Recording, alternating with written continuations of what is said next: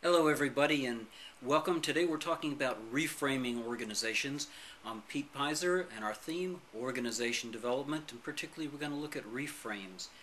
We're looking today at this book, Reframing Organizations, and this is a phenomenal book. It's by Bolman and Deal, and it provides a lot of information. Now first let's start off with what is a reframe. A reframe is a way of taking an idea that's already fixed in our minds and reframing it so we have more space, more clarity, and a way to see variables in a little different way. I first encountered reframes when I was complaining about a boss that I once had. And I said, the boss doesn't understand me, the boss is difficult, the boss is always very hard to get along with. And my companion said, you really always say the same thing about the boss. I don't know that the boss is real. I just think that you have an idea about what your boss is like and you don't actually get beneath that. What would happen if you said your boss is always looking for ways to improve the situation and is looking for the details that will make that process possible? Well, I realized that I was always seeing the boss through my own memory of the boss, and I immediately began changing. Almost immediately I began seeing the person who was within, and so I was reframing, and I began to recognize the gifts and skills that that person was bringing to the organization we were both a part of. This can be done in terms of organizations and reframing. So let's start with first a little idea about organizations themselves. First, organizations are very complex. So if we're talking about a religious organization, churches are nested structures with members and groups and staff and congregants, people outside.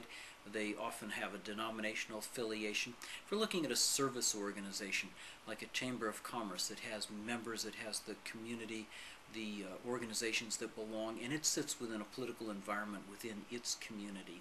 In terms of nonprofit organizations, such as a shelter for battered women, once again, there's a board, there are the people who are being served, the community that's around, there's the need for raising funds.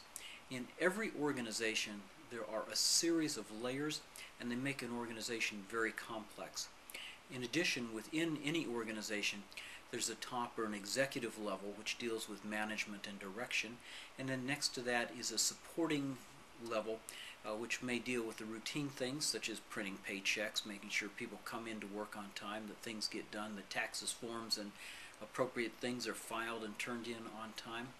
Then there's the working edge of the organization, which is working with members who are coming in. And then finally there's the community in which that organization operates. Even the simplest of organizations can be very, very complicated. The second factor about organizations is that organizations have the ability to either learn or not learn. For nearly a century, we looked at organizations and everybody wanted to perfect the organization, create one flowchart, and then the organization would be in a stable situation. Unfortunately, in the 21st century, that is no longer possible.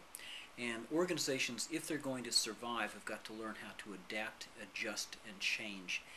In other words, the organizations that are going to make it in our time are those that have the ability to take an action and then evaluate. Did it work or did it not work? And if it did work, to do more. If it did not work, to do less.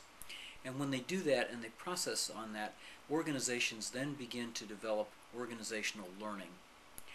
I call this, and I'll talk about this in another video cast, GSQ. You want to raise your group smartness quotient, GSQ. So look for the organizational learning layer in your organization. Now, one of the things that organizations do all the time is that they're processing information. Information in, information out.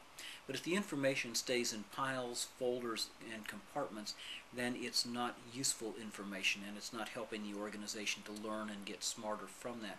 So you want to look at the ways in which the organization gathers information. Are there any gaps in that gathering process?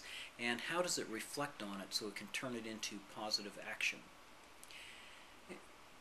Next, organizations can make mistakes. And what happens is counterintuitive. Organizations that make a lot of mistakes tend to get smarter and work better. Organizations that make few mistakes tend to become irrelevant and fade away.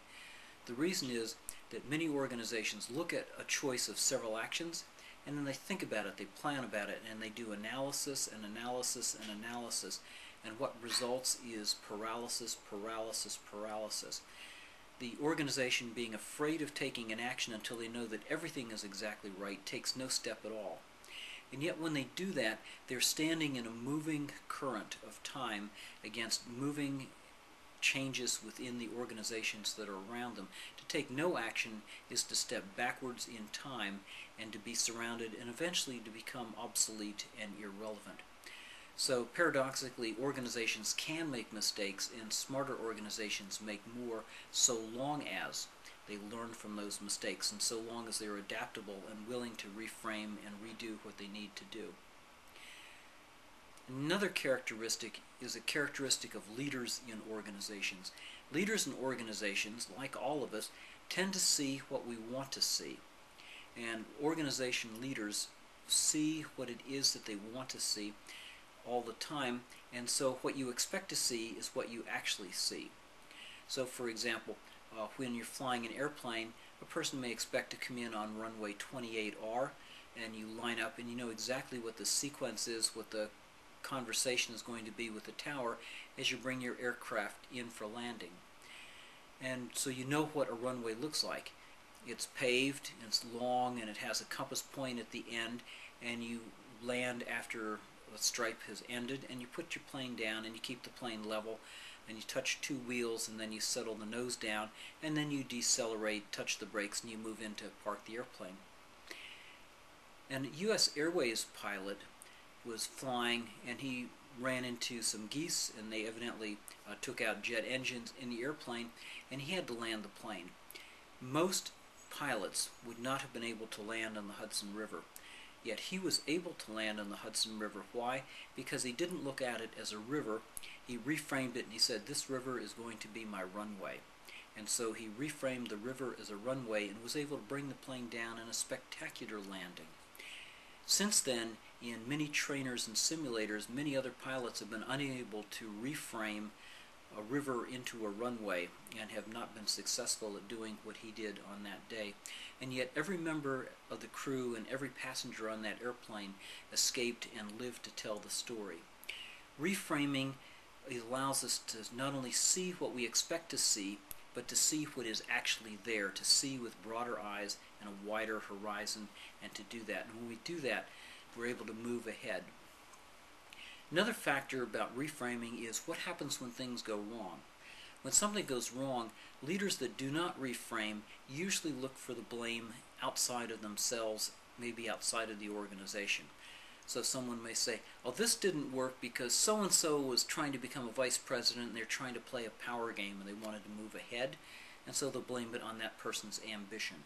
Another person will blame it on a slow-moving bureaucracy. Oh, the paperwork is too slow, there are too many corporate approvals, there are too many denominational approvals, there are too many regulatory approvals that are needed, therefore we can't really do anything. Adolf Hitler perfected this with Germany. He said the problems with Germany are caused because of people. He identified those people as the Jews and looked for the bad guys in that. Because of that, millions of people were sent to their deaths. When you blame someone outside of yourself, you're not correcting any problem, you're simply fixing a blame. And it makes the assumption that actually someone is to blame. One of the attributes of organizations is that organizations are complicated systems, and systems create their own rules. When a system gets out of operational range, when it gets out of synchronicity, the system itself can create cascading errors for which no one is to blame. Some examples include recent economic downturns, where the economic system had some flaws and pulled everybody else down with it. So basically, when something goes wrong, if you're blaming people, if you're blaming bureaucracy, if you're blaming other actors who are pursuing power, fame, or glory, then you're not looking in a way that will make it positive. And a reframe would be to say, what is it that I can do? What is it that I can do? How can I reframe this so that I can turn rivers into runways, so that I can turn crisis into opportunity, so that I can turn a slow response into deliberate adaptation to needed change. Now let me shift.